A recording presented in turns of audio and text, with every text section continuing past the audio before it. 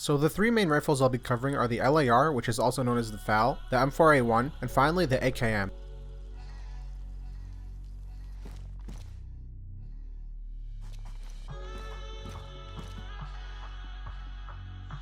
The LAR has plenty of different attachments you can use. It's not as customizable as the AK or the M4 even, but it makes up for that in many different ways. Currently there are two stocks you can get, which are the folding stock and then the regular FAL stock. There are also 4 different sights that you can choose for this gun depending on what playstyle you're actually doing at the moment, and these all vary in their different ways, but they're all useful. There's currently only a 20 round LAR magazine, but this is actually pretty balanced because the gun is really strong and it uses 308 rounds, which do a lot of damage. The LAR also allows you to put on a ghillie wrap, and this is just a great way to stay concealed and make sure that you don't get spotted. Unfortunately, there are no suppressors for the LAR at the moment, but you can use the improvised suppressor if you need to. The magazine has a 20 round capacity, and it's actually compatible with the 308 round, which is actually a really good round, and that's what makes this gun so good for longer ranges. Unfortunately, again, this is the only magazine available at the moment, but maybe next patches will introduce something better. So there are currently 2 stocks available. One is the polymer stock and the other is the folding stock. The folding butt stock doesn't have any functionality at the moment, so it's better to take the polymer stock, and also the polymer stock does have better accuracy, so keep that in mind. So there are currently 3 sights that work with the LAR. The first one is the ACOG sight. You also have the RVN sight and then the combat optics. Out of all these sights, I think you should use the ACOG the most because it has 2 different views, so you can actually use it for close range and long range. For reference, this is what each scope looks like.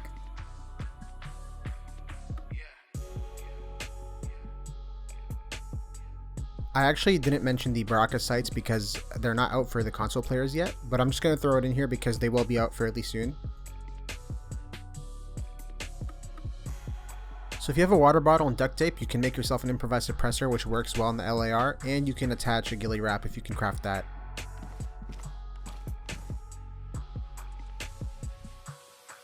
The next weapon we have is the M4A1, which is actually one of the most customizable weapons in the game. There are 3 current buttstocks, and each one of these have different modifiers such as dexterity and accuracy.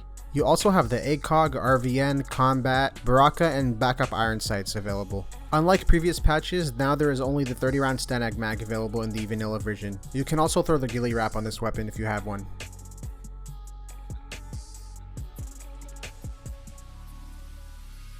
Similar to buttstocks, there are 3 different handguards which also have different attributes. You can also throw on a flashlight, bayonet, suppressor, and improvised suppressor on this gun.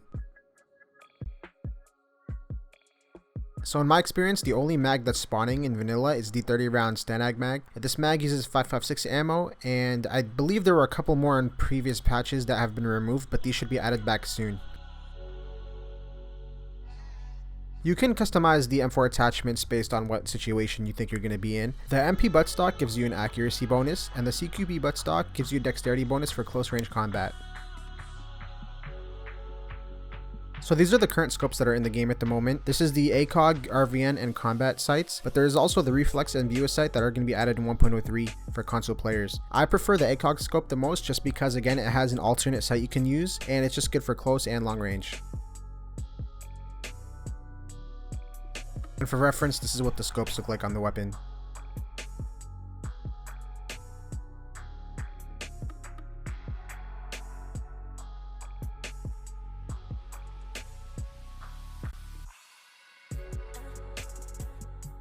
The M4 also has plenty of barrel attachments. You can attach a bayonet, which actually does decrease accuracy slightly, so just be aware of that. You can attach a flashlight if you have the rail handguard. You can attach a suppressor, improvised suppressor, and the ghillie wrap.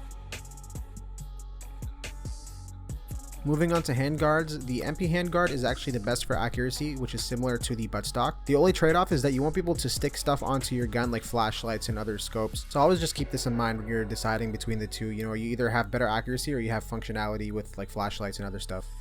Finally, we're at the AKM. This gun is more commonly found, but that doesn't make it worse at all. In the right hands, this can be just as deadly as the LAR or the M4. If you notice, we have 3 different attachments on the AKM. There's actually the polymer, wood, and folding stocks. You'll also have access to the Cobra scope for close range shots, the PSO scope for sniping, and actually the 1PN51 scope for night vision. Unfortunately, the drum mag is gone, but there is still a 30 round AK mag. Similar to the other weapons, you can also attach a ghillie wrap. There's also a plastic, wooden, and then a rail handguard, similar to the M4. Finally, there's an assortment of attachments such as a bayonet, suppressor, improvised suppressor, and a flashlight.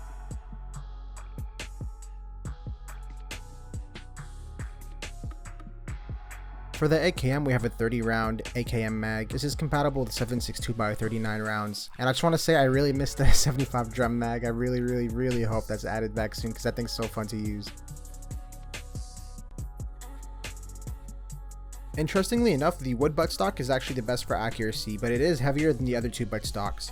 Please keep in mind that the folding buttstock doesn't actually fold, so aesthetically speaking it looks cool, but other than that there's no reason to really ever pick this up.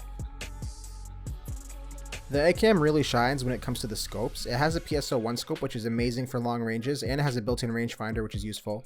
You also have the Cobra sight for close range, and most importantly you have the PN51 scope, which is ideal for nighttime because it gives you night vision capabilities. Usually if you use NVGs you can't actually aim down your sights, so this is actually a game changer and it'll give you a huge advantage at night times.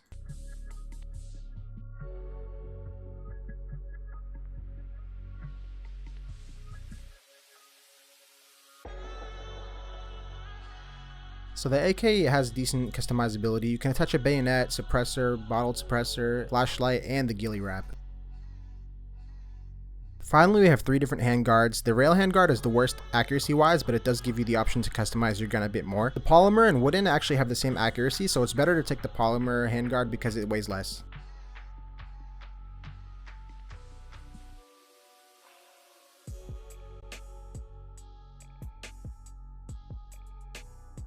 So in my opinion, the number 1 rifle would be the LAR, and this is simply because it uses 308, which actually has great damage, and comparing this to 5.56 and 7.62, you know, the 308 will actually drop someone 1 or 2 shots, whereas the other weapons might have trouble depending on if they have armor or not. And also I'm a ranged player, so this actually doesn't limit me at all. I can shoot safely up to 600 meters without any issues with this weapon. A very close second to the LAR is the M4A1. This weapon is really versatile. It's, you know, highly customizable. It has really good recoil and a great rate of fire, which makes it ideal for any situation really.